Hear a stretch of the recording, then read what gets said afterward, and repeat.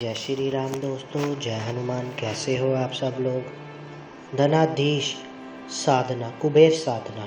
Important यही है कि कि आपको भगवान कुबेर की, यक्षराज कुबेर की आपको 8 माला एकादशी से लेकर के आपको जाप करना है अमावस्या तक। और अमावस्या तक जब कुबेर की साधना आप करोगे, कुबेर का जप करोगे, तो कुबेर ही मालिक है धन का।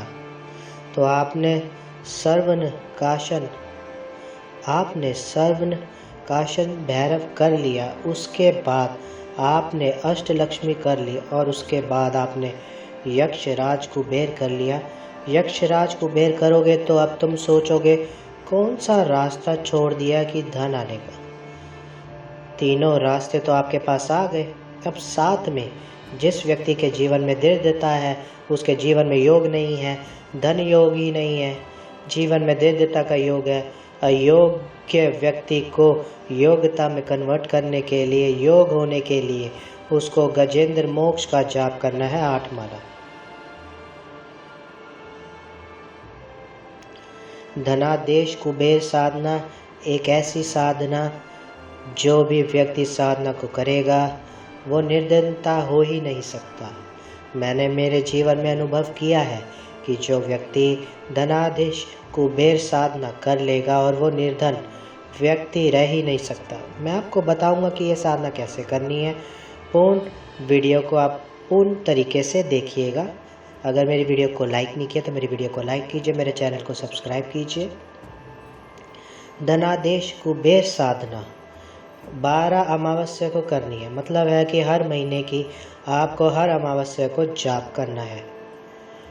कब करना है? सुबह ही जाप करना है। मतलब इस साधना का पर्टिकुलर आपको सूर्य उदय से पहले ही ख़त्म कर देना है साधना करके।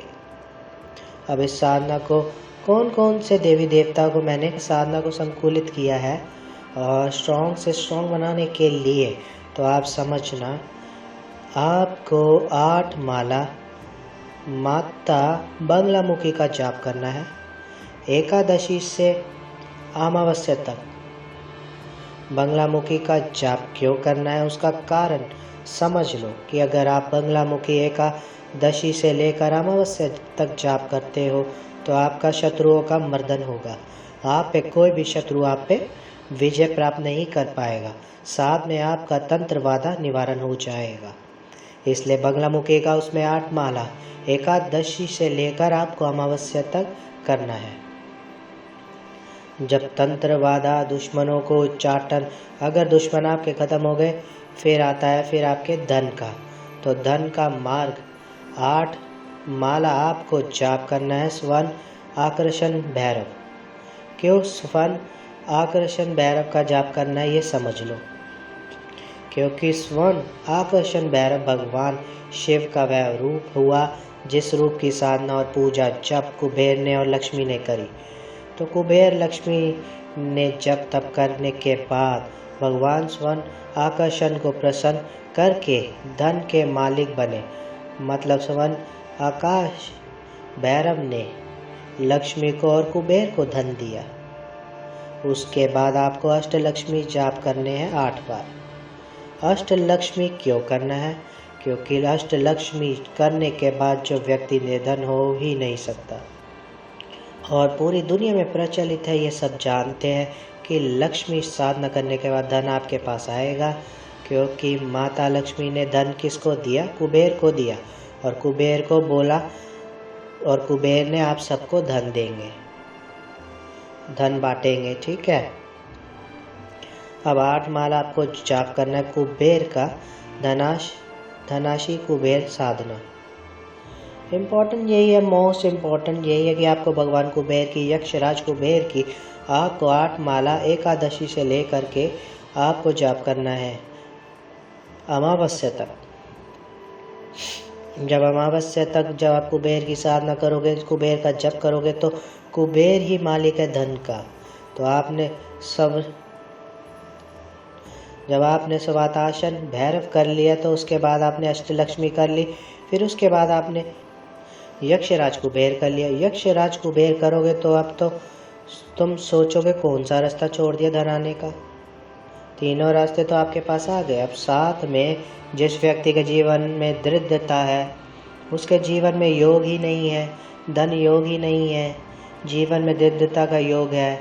उस योग को, अयोग व्यक्ति को योगता में कन्वर्ट करने के लिए, योग होने के लिए उसको गजेंद्र मोक्ष का जाप करना है 8 बार। अगर आप पूर्णतः गजेंद्र मोक्ष का देखोगे, जिस भी व्यक्ति ने गजेंद्र मोक्ष का जाप किया है, गजेंद्र मोक्ष का पाठ किया है, गजेंद्र मोक्ष स्तोत्र का भी पाठ करता है ना, तो वो व्यक्ति धनवान बनेगा ही बनेगा। इसलिए 8 माला एकादशी से लेके अमावस्या आपको गजेंद्र मोक्ष का जाप करना है। उससे जाप करने से जिस प्रकार कुंडली में जग केसरी योग निर्माण होता है, तो लोगों की कुंडली में गज केसरी होता है, तो